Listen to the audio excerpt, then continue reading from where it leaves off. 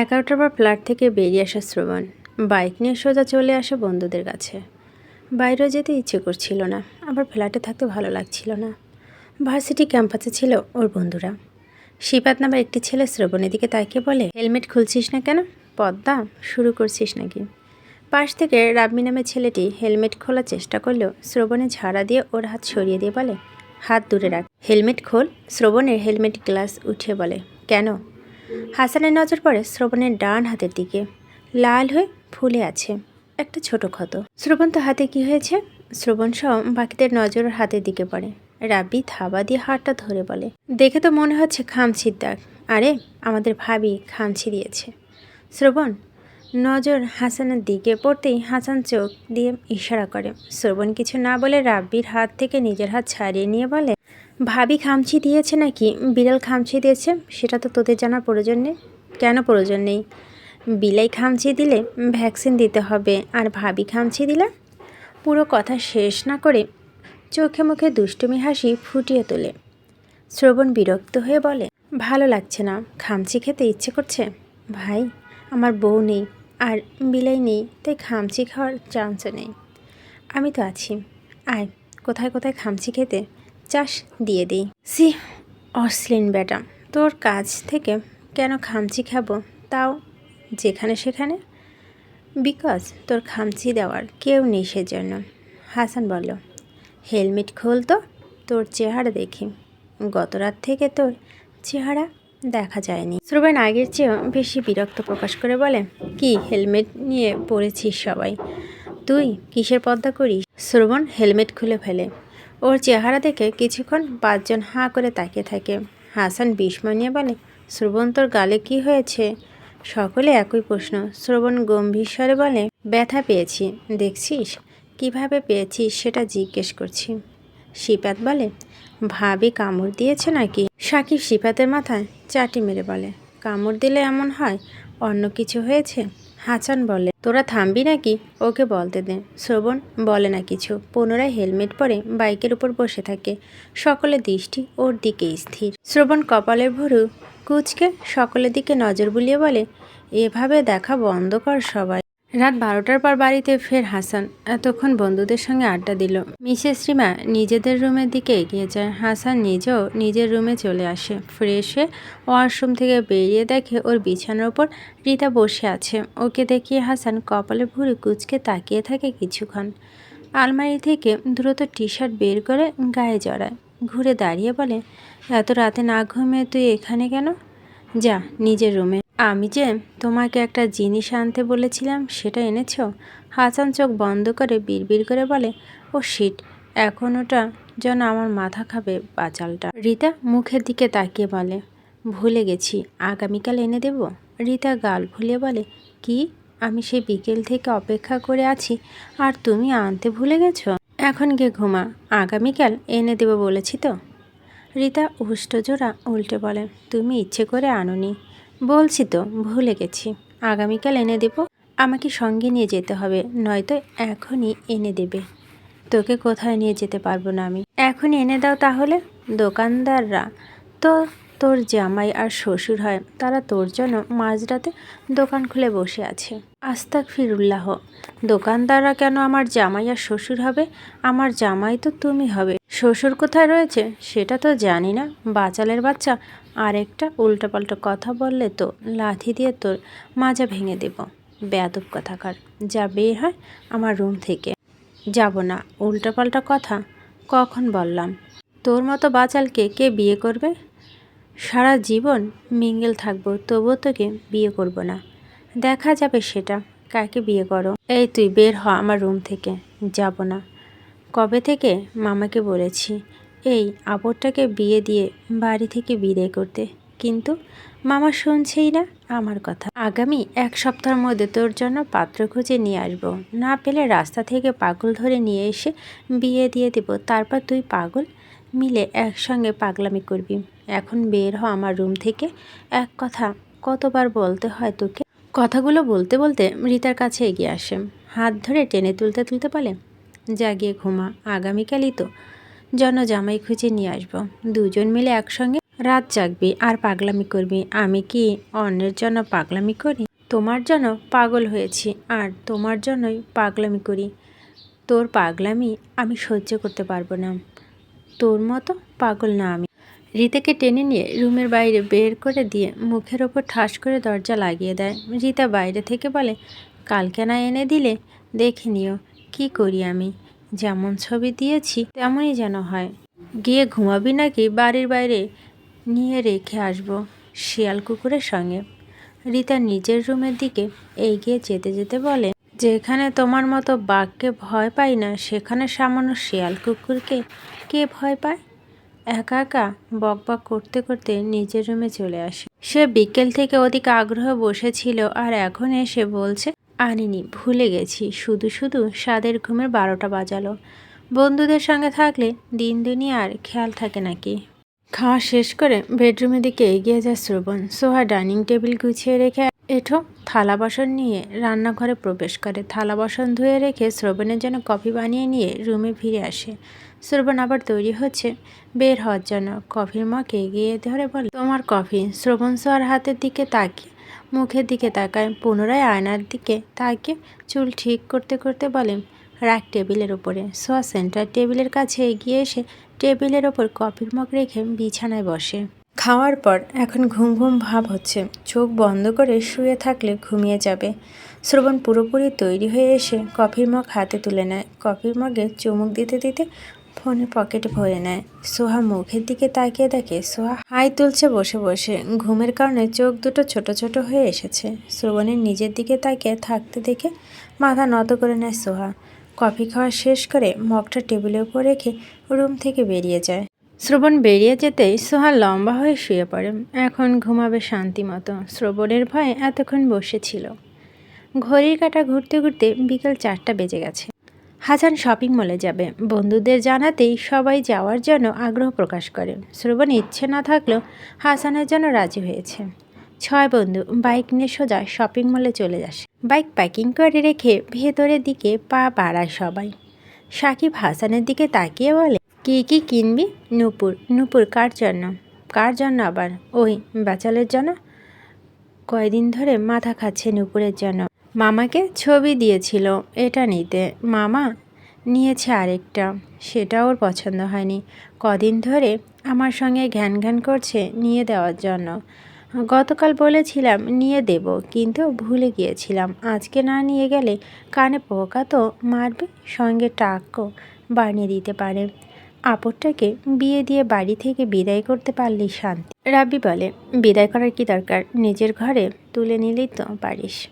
রাব্বির কথা শুনে বাকি 5 জন রাব্বির মুখের দিকে তাকিয়ে আছে।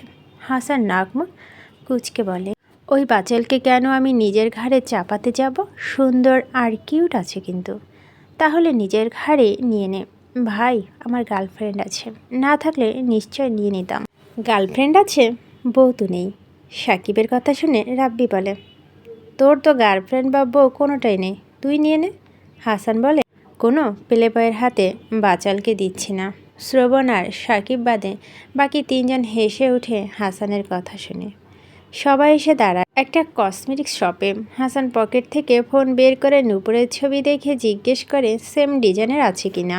ছেলেটি নূপুরের সামনে দাঁড়িয়ে হাসানের দেওয়া ছবিটার মতো সেম ডিজাইনের নূপুর খুঁজতে শুরু করে। শ্রবণ শপের ভিতরে সব কিছুর দিকে নজর বোলাচ্ছিল। মেয়েদের সাজসজ্জার সামগ্রী দিয়ে সাজানো পুরো শপ। লাইটের আলো ঝিকিমিকি করছে স্টোনের অর্নামেন্টসগুলো। শ্রবণের নজর আটকায় কিছু চুড়ির দিকে। বেশ কিছুক্ষণ একদৃষ্টিতে তাকিয়ে থাকে চুড়িগুলোর দিকে। শপের সেলস বয় হাসানের দেওয়া নূপুরের ছবি মতো সেম ডিজাইনের নূপুর খুঁজে বের করে নিয়ে আসে। হাসান নূপুর জোড়া দেখে নিয়ে প্যাকেট করে দিতে বলে, পেমেন্ট করে দে। নূপুর জোড়া হাসানের কাছে দিতেই শ্রবণ চুড়ির দিকে আঙ্গুল তাক করে বলে, ওই চুড়িগুলো নিয়ে আসুন তো। শ্রবণের কথা শুনে সবাই ওর দিকে তাকায়। ছেলেটা শ্রবণের দেখানো চুড়িগুলো নিয়ে আসে। শ্রবণ কিছুক্ষণ চুড়ির দিকে তাকিয়ে থেকে 2টো চুড়ি হাতে তুলে নেয়। ছেলেটাকে দেখিয়ে বলে, এগুলোর দাম কত? 400। শ্রবণ চুড়ি দুটো প্যাকেটে ভরে নেয়। ছেলেটা বলে, স্যার প্যাকেট করে দিই, প্রয়োজন নেই। পেমেন্ট করে দিয়ে হাসানের দিকে তাকিয়ে বলে, তোর হয়েছে নাকি আরও কিছু নিবি? হয়েছে, চল। হাসান হাঁটতে হাঁটতে শ্রবণের মুখের দিকে তাকিয়ে একবার। শ্রবণের মুখে মাস্ক রয়েছে, চোখ দুটো গম্ভীর দেখাচ্ছে। বাইরে এসে বাইকে উঠে বসে শ্রবণ বন্ধুদের দিকে তাকিয়ে বলে, তোরা যা, আমি এখন আর কোথাও যাব না, সন্ধ্যার পর। না। শ্রবণ বেডরুমে এসে দেখে সোহা রুমে নেই। ওয়াশরুমের দিকে তাকিয়ে দেখে দরজা খোলা। প্যাকেট থেকে চুড়ি জোড়া বের করে ড্রেসিং টেবিলের উপর রাখে। শার্টের বোতাম খুলতে খুলতে সোহার নাম ধরে ডাকে গলা ছেড়ে। রান্নাঘর থেকে ছুটে আসে ছোঁয়া। শ্রবণ ফ্ল্যাটে ফিরেছে, বুঝতে পারেনি। হ্যাঁ বলো, কোথায় ছিলি? রান্নাঘরে। শ্রবণ কিছু না বলে ওয়াশরুমে প্রবেশ করে ফ্রেশ হওয়ার জন্য। সোহার নজর পড়ে ড্রেসিং টেবিলের উপরে থাকা চুড়ির ওপর। এগিয়ে এসে চুড়ি দুটো হাতে তুলে নেয়। অনেক সুন্দর চুড়ি দুটো। কার এই চুড়ি জোড়া? ওর জন্য এনেছে নাকি অন্য কারো? শ্রবণ রাগের মুখে পড়ার ভয়ে চুড়ি দুটো আগের জায়গায় রেখে সরে দাঁড়ায়। শ্রবণ ফ্রেশ হয়ে এসে ড্রেসিং টেবিলের ওপরে থাকা চুড়ি দুটোর দিকে তাকায়। সোয়ার দিকে তাকিয়ে গম্ভীর স্বরে বলে, চুড়ি দুটো এখনও এখানে কেন? কি করব? চুড়ি দিয়ে মানুষ কি করে? চুড়ি আমার জন্য এনেছ? না, আমার আরও 15-20টা বউ আছে, তাদের জন্য এনেছি। সোয়া এগিয়ে এসে ড্রেসিং টেবিলের উপর থেকে চুড়ি দুটো হাতে তুলে নেয়। শ্রবণের দিকে একবার তাকিয়ে দুটো দুই হাতে পড়ে। চুড়ি হাতে আরও সুন্দর লাগছে হাত দুটো। ড্রেসিং টেবিলে আয়নায় নিজের হাত দুটো দেখতে থাকে সোহা। শ্রবণ সোহার হাত দুটোর দিকে তাকিয়ে আছে। যতটা ভেবেছিল তার চাইতে বেশি সুন্দর লাগছে সোহার হাত দুটো। সোহা ঘুরে তাকাতেই শ্রবণ দৃষ্টি সরিয়ে নিয়ে রুম থেকে বেরিয়ে যায়। সোহার হাত দুটোর দিকে আবার তাকিয়ে হেসে বলে, মনটা ভীষণ খুশি খুশি হয়ে গেছে। শ্রবণ যে কোনো দিনও নিজের থেকে ওর জন্য কিছু নিয়ে আসবে এটা কল্পনাও ভাবেনি। সোহা! শ্রবণের ডাক শুনে দ্রুত রুম থেকে বেরিয়ে আসে। শ্রবণ সোফায় বসে আছে। সোহার দিকে তাকিয়ে বলে, কফি নিয়ে আয়। নিয়ে আসছে। কিছু দূর এগিয়ে আবার পেছনে ফিরে বলে, শরবত খাবে? শ্রবণ বলে না কিছু। বানিয়েছিলাম, যদি খাও তাহলে নিয়ে আসি। নিয়ে আয়। সোহা রান্নাঘরে এসে জগ থেকে গ্লাসের শরবত ঢেলে শ্রবণের জন্য নিয়ে আসে। শ্রবণ এক চুমুকে পুরো গ্লাস খালি করে। ঠান্ডা ঠান্ডা লেবুর শরবত খেয়ে ভিতরে প্রচণ্ড ঠান্ডা হয়ে গেছে। সোহা খালি গ্লাস নিয়ে পুনরায় রান্নাঘরের দিকে এগিয়ে যেতে নিলে শ্রবণ বলে, সোহা রান্নাঘরে এসে নিজে গ্লাসে শরবত ঢেলে খায়। শরবত বানিয়েছিল খাওয়ার আগেই শ্রবণের ডাক দিয়েছিল। 8টার পর ডিনার করতে আসে দুজন। সোহা আগে শ্রবণের জন্য খাবার বেড়ে দেয়। শ্রবণের দৃষ্টি সোহার হাতের দিকে স্থির। জুয়েলারি পরলে মেয়েদের এত সুন্দর লাগে, নাক ফুল খুলে ফেলেছিল বলে কেমন দেখাচ্ছিল। আজকে চুড়ি জোড়া হাতে দেওয়ায় হাত দুটো সুন্দর লাগছে। মুখ তুলে সোহার মুখের দিকে তাকায়। দৃষ্টি বিনিময় হয় দুজনের। সোহা দ্রুত দৃষ্টি সরিয়ে নেয়। শ্রবণের চোখ মুখের দিকে তাকিয়ে থাকতে পারে না ও। খেতে বস। সোহা চেয়ার টেনে বসে চুপচাপ খাওয়া শুরু করে। খাওয়ার ফাঁকে ফাঁকে বেশ কয়েকবার শ্রবণকে জিজ্ঞেস করে ওর কিছু লাগবে কিনা। রাত 11টা। সোহা ফ্রেশ হয়ে এসে শুয়ে পড়ে। শ্রবণ ফোনে কথা বলছে। কথা বলতে বলতে রুমের লাইট অফ করে শুয়ে পড়ে বিছানা। সোহার দিকে ফিরে শুয়ে ওকে কাছে টেনে আনতে আনতে বলে, বাইরে আসবো না এখন, আগামীকাল ভার্সিটিতে দেখা হবে। এখন বউ আছে, বউরুকে কি এখন আমাদের গলা ধরে বসে থাকবে নাকি এই রাতের বেলা? সোহা স্পষ্ট শুনতে পায় কথাগুলো। কে বলো এগুলো? তা সোহা অজানা। শ্রবণ একটা গালি দিয়ে কল কেটে দিয়েছে। ফোন রেখে দু হাতে জড়িয়ে ধরে সোহাকে। আগে ধরতো বালিশ জড়িয়ে, আর এখন ধরে সোহাকে। সোহাকে জড়িয়ে ধরে ঘুমানোর পর থেকে শ্রবণের সঙ্গে একটা ঘটনা ঘটে না। এখন আর আগের মতো ঘুমের ঘরে চিৎকার করে ওঠে না। ভার্সিটি থেকে ফিরে সোহাকে ফ্ল্যাটে রেখে ফ্রেশ হয়ে আবার বেরিয়ে আসে শ্রবণ। 6 বন্ধু বাইক নিয়ে ঘুরতে যাওয়ার প্ল্যান করছে। প্রত্যেকের বাইকে স্পিড 100-র উপরে। শোষার শব্দে ছুটে চলেছে পিচঢালা পথ ধরে। রাস্তা ফাঁকা পেয়ে শ্রবণ বাইকের স্পিড আরও বাড়িয়ে দেন। পেছন থেকে হাসান চিৎকার করে বলছে স্পিড কমানোর জন্য, কিন্তু ও চিৎকার হয়তো শ্রবণের কানে পৌঁছায়নি। সামনে রাস্তা ব্লক করে দুটো লরি ছুটে চলেছে প্রতিযোগিতা করে। শ্রবণ বাইকের স্পিড কমায়, কিন্তু পেছন থেকে ছুটে আসা আরেকটা বাইক ওর বাইককে ধাক্কা মারে। ব্যালেন্স রাখতে না পেরে বাইক থেকে ছিটকে পড়ে শ্রবণ। পিচঢালা রাস্তা ছিটকে পড়ে সোজা লরির নিচে ঢুকে যায়। হাসান পেছন থেকে অ্যাক্সিডেন্ট হওয়া দৃশ্যটুকু দেখেছে। শ্রবণ শুধু ওর বন্ধু নয়, ওর ভাইয়ের মতো। তাড়াহুড়ো করে বাইক কোনো রকম থামিয়ে শ্রবণের নাম ধরে চিৎকার করে ডেকে দৌড়ে এগিয়ে আসে। হসপিটালে বেডে শুয়ে আছে শ্রবণ, হাতে স্যালাইন চলছে। উদাম গায়ে ক্ষত চিহ্নগুলো জ্বলজ্বল করছে। হেলমেট থাকা মুখে বা মাথায় আঘাত লাগেনি, ডান পাশে পিঠে হাত পা ছিলে গেছে অনেকখানি করে। লরির নিচে ঢুকে গেল, জানে বেঁচে গেছে এবার। সেরকম বড় কোনো ক্ষতি হয়নি। চাকার নিচে পড়লেও খবর ছিল আজ। ভয়ে তো হাসানের শরীর কাঁপছিল। লরির নিচে মাঝখানে পড়ছিল, তাই এখনও আস্ত আছে। পেছনের বাইকের ছেলের হাত ভেঙে গেছে একটা। দুজনের বাইকেই ক্ষতি হয়েছে। রাত 10টা বেজে গেছে। শ্রবণ স্যালাইন শেষ হতে আরও 5-7 মিনিট লাগবে। পরপর দুবার রিং বেজে কল কেটে যায়। ফোন আবার রিং বেজে উঠতেই চোখ মেলে তাকায় শ্রবণ। হাসানের দিকে তাকিয়ে বলে, কে কল করেছে? হাসান ফোন হাতে নিয়ে স্ক্রিনে তাকিয়ে বলে, ডাইনি 2 নাম্বার বাজছে। হাসানের কথা শুনে বাকি 4জন হো হো করে হেসে ওঠে। হাসান ওদের ধমক দিয়ে বলে, চুপ কর, এটা হসপিটাল। 4জন চুপ হয়ে যায়। শ্রবণের ফোন হাতে নেওয়ার জন্য। হাসান ফোন দেওয়ায় শ্রবণের হাতে। কল রিসিভ করে কিছু বলার আগে ওপাশ থেকে ভেসে আসে সোহার কান্না মিশ্রিত গলার স্বর। কোথায় তুমি? এখনও আসছো না কেন? কি হয়েছে? ভয় করছে আমার। তুমি দ্রুত আসো, ফ্ল্যাটে যেন কি আছে। আগের চেয়েও বেশি কান্না করে দিয়েছে সোহা। শ্রবণ গম্ভীর স্বরে বলে, আসছি, একটু তাড়াতাড়ি আসো। শ্রবণ কল কেটে দেয়। স্যালাইনটার দিকে তাকিয়ে নিজের হাতের দিকে তাকায়। কেউ কিছু বুঝে ওঠার আগে ওয়ান্স টাইম ব্যান্ডেজটা তুলে সুইচ খুলে ফেলে হাত থেকে। হাসান তাড়াহুড়ো করে বলে, আরে কি করছিস? স্যালাইনটা শেষ হয়নি এখনও। শ্রবণ উঠে বসতে বসতে বলে, শার্ট কই আমার? ওটা আর পরার মতো অবস্থা নেই, দে তুই। পরা যাবে না ভাই, ক্ষত স্থানে নোংরা লাগবে। এখন কি এই খালি গায়ে ফ্ল্যাটে ফিরবো? দে তুই, যা হবে দেখা যাবে। হাসান নিজের গায়ের শার্ট খুলে দেয়। ওর শার্টের ভিতর শর্ট স্লিভ টি শার্ট আছে, এটা পর। শ্রবণ কথা না বাড়িয়ে শার্ট নিয়ে পড়ে। হাসান নিজেও সুজোড়া পরিয়ে দেয়। ফোন ওয়ালেট পকেটে ভরে ক্যাবিন থেকে বের হয়। হাঁটতে গিয়ে বেশ বেগ পেতে হচ্ছে। হসপিটাল বিল পরিশোধ করে ওষুধ মলম অয়েন্টমেন্ট কিনে নেয়। শ্রবণ বাইক ওর ফ্ল্যাটের প্যাকিং আঁকি রেখে আসা হয়েছে। ওটা ঠিক না করে চালানো যাবে না। 4জনের কাছ থেকে বিদায় নিয়ে উবারে উঠে বসে 2জন। হাসান শ্রবণকে ফ্ল্যাটে পৌঁছে দিয়ে নিজের বাড়িতে ফিরে যাবে। বহুতলা ভবনের সামনে এসে দাঁড়ায় উবার। ভাড়া পরিশোধ করে 2জনে ভিতরের দিকে আগায়। হাসান বলে, এখন তুই একা না, নিজের সঙ্গে একজনকে জড়িয়েছিস। নিজের কথা না ভাবলেও তার কথা ভাবিস। শ্রবণ শান্ত দৃষ্টিতে তাকিয়ে বলে, কি ভাববো? তোর কিছু হলে মেয়েটার কি হবে? শ্রবণ কিছু বলতে গিয়েও থেমে যায়। হাসান আবার বলে, আজকে যেভাবে লরির নিচে পড়ছিলি, যদি কিছু হয়ে যেত? হয়নি তো হয়নি, তবে কতক্ষণ? এত স্পিডে কেন চালাতে হবে? একটু আস্তে চালালে কি গন্তব্য পৌঁছানো যায় না? বাহ, স্পিড বোধ হয় আমি একাই চালাই, আর তুই পিঁপড়ের গতিতে চালাস, তাই না?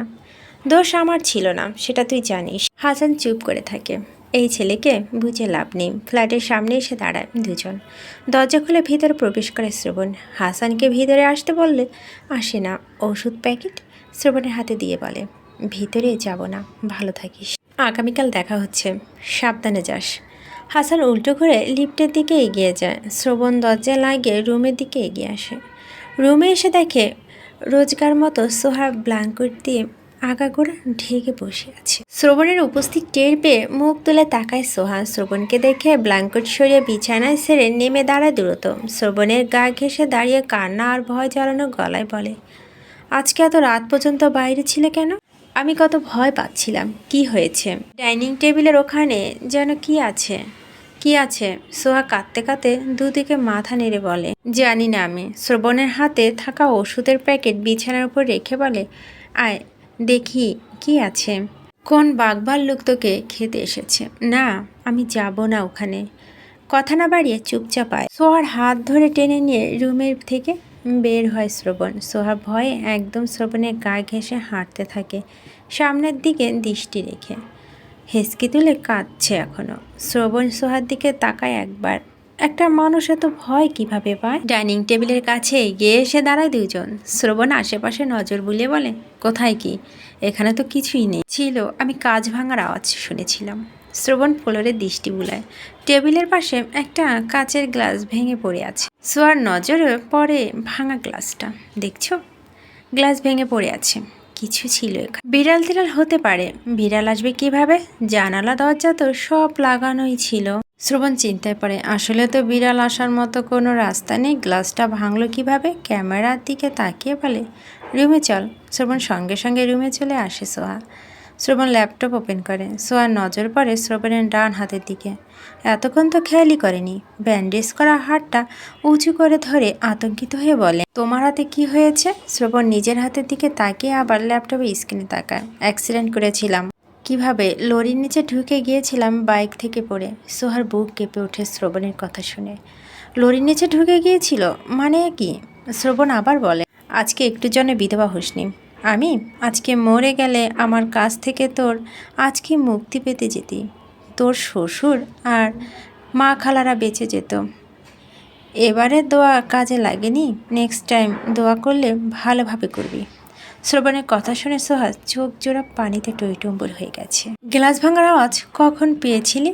সোহা চোখের পানি মুছে ধরা গলায় বলে, তোমাকে কল করার কিছুক্ষণ আগে। শ্রবণ ক্যামেরায় ভিডিও রেকর্ড বের করে বলে, এই দেখ, ওটা ইঁদুর ছিল। সোহা ল্যাপটপে স্ক্রিনে তাকায়। বড় একটা ইঁদুর ধাক্কায় গ্লাসটা পড়ে গেছে। যেহেতু গ্লাসটা কর্নারে ছিল তাই একটু ধাক্কা লাগতে পড়ে গেছে। শ্রবণ ল্যাপটপ বন্ধ করে দেয়। ডান হাতে ব্যান্ডেজ থাকলেও বাম হাত ঠিক আছে। গায়ের শার্ট খুলতেই সব চোখ জোড়া বড় বড় হয়ে যায়। মুহূর্তে চোখ জোড়া আবারও পানিতে টইটুম্বুর হয়ে যায়। শ্রবণের ফর্সা পিঠে ডান পাশের চামড়া ছিলে বিভৎস দেখাচ্ছে। শিহরে উঠে সোহার পুরো শরীর। ডুকরে কেঁদে উঠে পিঠের দিকে তাকিয়ে থাকে। শ্রবণ ঘুরে দাঁড়ায়, সোহার মুখের দিকে তাকায়। সোহা মুখ তুলে শ্রবণের মুখের দিকে তাকায়। মেদুর দুই গাল বেয়ে ঝরঝর করে পানি গড়িয়ে পড়ছে। ঝাপসা চোখে ঝাপসা দেখছে শ্রবণের চেহারা। শ্রবণ বিরক্ত সুরে বলে, আবার কি হয়েছে? কাঁদছিস কেন? সোহা কাঁদতে কাঁদতে বলে, তোমার পিঠ কেমন হয়ে গেছে? তো তোর কি? তোর তো হয়নি। অনেক ব্যথা করছে না? যা তাহলে ভিজে নিয়ে আয়। সোহা কিছুক্ষণ শ্রবণের মুখের দিকে তাকিয়ে থেকে ওয়াশরুমে প্রবেশ করে তাওয়ালা ভিজিয়ে নিয়ে আসার জন্য। শ্রবণের হাতে শার্টটা রেখে কাবার থেকে 2 কোয়ার্টার প্যান্ট বের করে শুকনো একটা তাওয়ালা বের করে। ড্রেসিং টেবিলের সামনে দাঁড়িয়ে নিজের পিঠের দিকে তাকায়। দেখে মনে হচ্ছে চুয়ে যে রক্ত পড়ছে। কেমন লাল লাল সাদা সাদা হয়ে আছে, বিছিয়ে দেখাচ্ছে। ড্রেসিং টেবিলের সামনে থেকে সরে এসে বিছানায় সামনে দাঁড়ায়। হাতে তাওয়ালা আর 2 কোয়ার্টার প্যান্ট বিছানার উপর রেখে পরনের প্যান্ট বেল্ট খুলে ফেলে। প্যান্ট খুলতে গেলেই পরে ঝামেলায় নিচে হতে পারছে না। পিঠে ব্যথা পাচ্ছে। ডান পায়ে ঝুলে যাওয়া জায়গাটা ব্যথা লাগছে। ছোঁয়া তাহলে ভিজে ওয়াশরুম থেকে বেরিয়ে আসে। তাওয়ালা তুলে ওপর রেখে এখানে আয়। তাওয়ালা রেখে শ্রবণের কাছে এগিয়ে আসে সোহা। শ্রবণ কোমরে তাওয়ালে পেঁচিয়ে দাঁড়িয়ে আছে। প্যান্ট খুলে দে। সোহা শ্রবণের মুখের দিকে তাকিয়ে থাকে ফ্যাল ফ্যাল করে। এত বড় একটা ছেলে, প্যান্ট খুলে দে ওর। কথা কানা যাচ্ছে না? কানের নিচে দিতে হবে নাকি একটা? আমি প্যান্ট খুলে দেব? হ্যাঁ, আমি একা খুলতে পারছি না। ডান পা ঝুলে গেছে, এটা সাবধানে খুলবি। কথাগুলো বলে বিছানায় বসে। একা একা কিছুটা খুলে ফেলেছিল, বাকিটা সোহা খুলে দেয় সাবধানে। ডান পায়ে হাঁটুর নিচে থেকে বাজে অবস্থা। সোহার 2 চোখ বেয়ে টপ টপ করে পানি গড়িয়ে পড়তে শুরু করে। আবার এত ব্যথা পেয়েও এই ছেলে এত স্বাভাবিক আছে কিভাবে? ওর আঘাত দেখে তো সোহা ভীষণ কষ্ট হচ্ছে। প্যান্টটা পরিয়ে দে। সোহা মুখ তুলে তাকায়। শ্রবণ প্যান্টটা সোহার দিকে বাড়িয়ে দেয়। সোহার চোখের পানি মুছে প্যান্টটা হাঁটুর উপরে তুলে দেয়। বাকিটা শ্রবণে নিজেই পরে নেয়। কোমরে শুকনো তাওয়ালে খুলে এগিয়ে গিয়ে ভেজা তাওয়ালাটা হাতে তুলে নেয়। ভেজা তাওয়ালা দিয়ে মুখ, গলা, বুক আর পেট মুছে তোয়ালা সোহার হাতে ধরিয়ে দিয়ে বলে, পিঠ মুছে দে। যেখানে যেখানে রক্ত শুকিয়ে গেছে এগুলো তুলে দিবি। সোহা সাবধানে ধীরে ধীরে পিঠ মুছে দেয়। শ্রবণ বাম পা দেখিয়ে দেয় মোছার জন্য। তোয়ালা ধুয়ে মেলে দিয়ে শ্রবণের সামনে এসে দাঁড়ায় আবার। সোহা চোখ মুখ দেখে মনে হচ্ছে ব্যথা শ্রবণ পায়নি, সোহা নিজেই পেয়েছে। চোখ জোড়া থেকে এখনও টুপটাপ পানি গড়িয়ে পড়ছে। খাবে না? হ্যাঁ, এখানে নিয়ে আসবো? না। শ্রবণ রুম থেকে বেরিয়ে যায়। ওর পেছন পেছন সোহাও বেরিয়ে আসে শ্রবণের জন্য খাবার বেড়ে দিয়ে নিজেও খেতে বসে। শ্রবণে বাম হাতে চামচ তুলে নেয়, ডান হাত দিয়ে খাওয়ার উপায় নেই। পুরো হাতে ব্যান্ডেজ বাঁধা। চামচের সাহায্যে কোনো রকম খায় অল্প। খেতে ইচ্ছে করছে না, শরীর গরম হয়ে উঠছে, জ্বর আসবে বোধহয়। বসা থেকে উঠে রুমের দিকে আগায়। সোহা ভয়ে ভয়ে বলে, একটু দাঁড়াও। কলেজের মধ্যে এত কিসের ভয়? এখানে বাঘ ভাল্লুক নেই যে তোকে ধরে খাবে। ভূত তো আছে, তোর মতো ডাইনি সাপ। কোনো ভূতের খাওয়া আছে? সোহা বলে না কিছু। ওকে কোনো অ্যাঙ্গেল থেকে ডাইনির মতো লাগে। খাওয়া শেষ করে দ্রুত সব কিছু গুছিয়ে ফ্রিজে তুলে রেখে শ্রবণের সঙ্গে রুমে প্রবেশ করে। শ্রবণ শুয়ে পড়ে বাম কাত হয়ে। কদিন বাম কাত আর উপর হয়ে ঘুমাতে হবে। সাপড়ি কোথাকার, দেখেছেই সামনে লরি, স্পিড কমাবে না? স্পিড তো কমায়নি, উল্টো আরেকজনের পিছনে মেরে দিয়েছে। ওকে তো আহত করেছে, সঙ্গে ওর স্বাদের বাইকটা 12টা বাজিয়ে দিয়েছে। ইচ্ছে তো করছে গিয়ে বাকি 3 হাত পা ভেঙে দিয়ে আসতে। সোহা শ্রবণের থেকে দূরত্ব বজায় রেখে শুয়ে পড়ে। এগিয়ে আয়। সোহা এগিয়ে আসে। আরও আয়, আমার কাছে আয়। সোহা একদম শ্রবণের কাছে চলে আসে। এদিকে ফের শ্রবণের দিকে ঘুরে শোন। শ্রবণ সোহার গায়ের ওপর ডান হাত পা তুলে দেয়। সোহা শ্রবণের বুকে মুখ গুজে ওর সঙ্গে মিশে গেছে। শ্রবণ বলে, ব্যথা দিলে খবর আছে তোর। সোহা বুক থেকে মুখ তুলে তাকায়। ডিম লাইটের নীল আলোয় স্পষ্ট শ্রবণের চেহারা। মিনমিন করে বল, ঘুমের মধ্যে ব্যথা লেগে যেতে পারে। আমি তো ঘুমের মধ্যে অনেক নড়াচড়া করি। আমাকে ছাড়ো, আমি দূরে ঘুমাই। তুই এখানেই ঘুমাবি আমার কাছে। রাতে ব্যথা দিলে সকালে তোর মাজা ব্যান্ডেজ থাকবে। নিজের জোর করে নিজের কাছে রাখছে, আবার থ্রেট দিচ্ছে ব্যথা দেবে বলে। অদ্ভুত মানুষ। একটা মানুষ এত অদ্ভুত কিভাবে হয়? পুনরায় শ্রবণের উন্মুক্ত বুকে মুখ গুজে দেয় সোহা। শ্রবণের পরনে শুধু কোয়ার্টার প্যান্ট, টি শার্ট পরেনি পিঠের ক্ষতের জন্য। ভোরে শ্রবণের ডাকে সোহার ঘুম ভাঙে। শুয়ে থেকে চোখ মেলে তাকাতে চেষ্টা করে বলে, বলো। ওঠ, লাইট অন কর। সোহা শ্রবণের হাত পা সাবধানে সরিয়ে দিয়ে শোয়া থেকে উঠে বসে। ঘুম চোখে মেলে তাকাতে ইচ্ছে করছে না। আর কিছুক্ষণ ঘুমাতে পারলে ভালো লাগতো। বিছানা ছেড়ে নেমে লাইট অন করে। শ্রবণের দিকে তাকাতে শ্রবণ বলে, ওষুধের প্যাকেটটা নিয়ে আয়। সোহা প্যাকেটটা নিয়ে আসে। শ্রবণ খুলে ভিতর থেকে একটা অয়েনমেন্টের বের করে। সোহার দিকে এগিয়ে দিয়ে বলে, ছিলে যাওয়া জায়গাগুলোতে দিয়ে দেয়। সোহা শ্রবণের পাশে উঠে বসে বিছানায়। শ্রবণ উপর হয়ে শোয়া। ক্ষত স্থানগুলো শুকে টান লাগছে এখন। নড়াচড়া করলে বোধ হয় চামড়া ফেটে রক্ত বেরিয়ে আসবে এমন মনে হচ্ছে। ব্যথাও করছে ভীষণ। রাতে ওষুধের প্রভাবে সেরকম কিছু অনুভব না হলেও এখন নড়তেও ইচ্ছে করছে না। ব্যথা টনটন করছে পুরো শরীর। মনে মনে বাইকার ছেলেটাকে গালি দেয় কতক্ষণ। পিঠ, হাত পায়ে সব ক্ষত স্থানে অয়েন্টমেন্ট লাগিয়ে দেয় সোহা। অয়েন্টমেন্ট লাগানোর পর এখনও টান লাগছে কম। শোয়া থেকে উঠে বসে। নিচে দাঁড়াতেই পায়ে ব্যথা ভালোভাবেই অনুভব করতে পারছে। ধীর পায়ে ওয়াশরুমের দিকে এগিয়ে যায়। নাস্তা করতে শ্রবণকে সাহায্য করেছে সোহা। সাহায্য করেছে বলে সোহা নিজের হাতে খাইয়ে দিয়েছে ওকে। বাম হাতে খেতে পারছিল না শ্রবণ। চামচ দিয়ে তো আর পরোটা ছিঁড়তে পারে না। নাস্তা সেরে ওষুধ খেয়ে বিছানায় উঠে বসে জানালার দিকে মুখ করে। সোহা শ্রবণের ইউজ করা ড্রেসগুলো ওয়াশিং মেশিনে দিয়ে ধুয়ে দেয়। রুমে ফিরে এসে দেখে শ্রবণ উদাস হয়ে তাকিয়ে আছে বাইকের দিকে। পিঠের ক্ষত দগদগে হয়ে আছে। যতবার ক্ষতগুলোর দিকে নজর পড়ে ততবার সোহার শরীর শিহরে ওঠে। কত বাজেভাবেই না আঘাত পেয়েছে। তাকিয়ে থাকতে থাকতে সোহার মনে হয় শ্রবণ কাঁদছে নিঃশব্দে। চোখের পানি মুছলো, এমনটাই তো দেখলো। আগাবে না আগাবে করেও আগায় সোহা। এসে দাঁড়ায় শ্রবণের পাশে। ভয় ভয় কম্পিত স্বরে বলে, কি হয়েছে তোমার? শ্রবণ প্রশ্ন করা পছন্দ করে না, এটা সোহা জানে। ওকে কোনো প্রশ্ন করার আগে কয়েকবার ভাবতে হয় সোহার। শ্রবণ গম্ভীর স্বরে বলে, বিরক্ত না করে যা এখান থেকে। কি হয়েছে তোমার? যেতে বলছি। কাঁদছো কেন তুমি? শ্রবণ ঘাড় ঘুরিয়ে তাকায় সোহার দিকে। সোহা ভয় পেয়ে কিছুটা পিছিয়ে যায়। শ্রবণ বসা থেকে উঠে দাঁড়ায়। সোহার দিকে এগিয়ে বলে, আজকের দিনে তোর মা আমার বোনকে খুন করেছিল। শ্রবণের গলার স্বর আর চেহারা দেখে ভয়ে সোহা গলা শুকিয়ে যায়। কেমন আগ্রাসী হয়ে উঠছে, চোখ মুখ কেমন হিংস্র হয়ে উঠছে। কেন আগ বাড়িয়ে জিজ্ঞেস করতে আসলো? ওকে ওর মতো থাকতে দিলেই তো হতো। এখন কি হবে ওর? শ্রবণ কি করবে ওর সঙ্গে?